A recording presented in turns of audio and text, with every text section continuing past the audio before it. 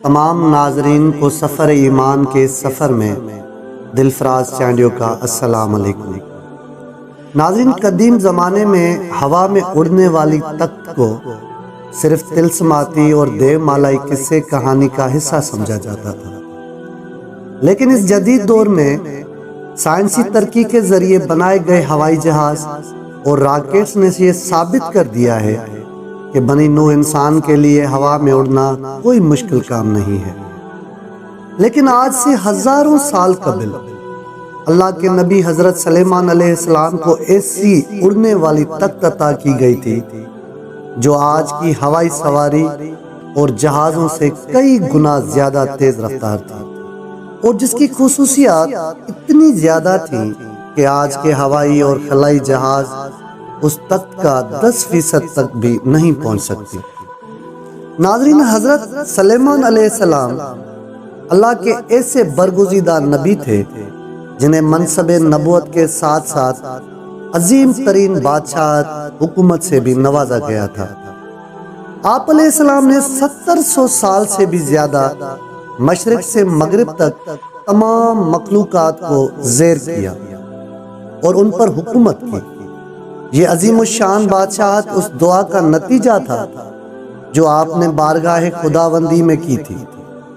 حضرت سلیمان علیہ السلام نے اللہ سے دعا فرمائی تھی کہ اے میرے پروردگار، مجھے ایسی بادشاہت عطا فرما جو میرے بعد کسی کو بھی نصیب نہ ہو، بے شک تو بڑا عطا فرمانے والا ہے۔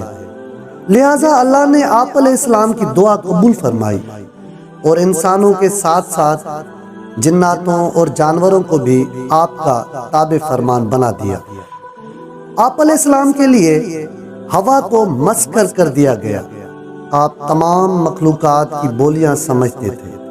چرند پرند، جنات، حیوانات اور انسان آپ کی فوج کا حصہ تھے۔ ناظرین، جب حضرت سلیمان علیہ السلام نے حکومت سنبھالی تو آپ نے ایک شاندار تخت بنانے کا حکم دیا۔ جناتوں نے اس عظیم تخت کو بڑی محنت اور ہنرمندی سے کئی سالوں میں بنا کر تیار کیا۔ یہ تخت ہاتھی دان سے بنایا گیا تھا جو لال، فیروزہ اور زمرد جیسے پتھروں سے جڑا تھا، اور اس کے چاروں طرف سونے کی اینٹیں لگی تھیں۔ اس تخت کو تخت طاؤس بھی کہا جاتا تھا۔ جب حضرت سلیمان علیہ السلام حکم دیتے تو یہ تخت ہوا میں مہلک ہو جاتا اور ہزاروں کوس کا سفر چند لمحوں میں پورا کر دیتا۔ آپ علیہ السلام اس تخت پر بیٹھ کر چند گھنٹوں میں ایک ملک سے دوسرے ملک کا سفر طے کرتے تھے۔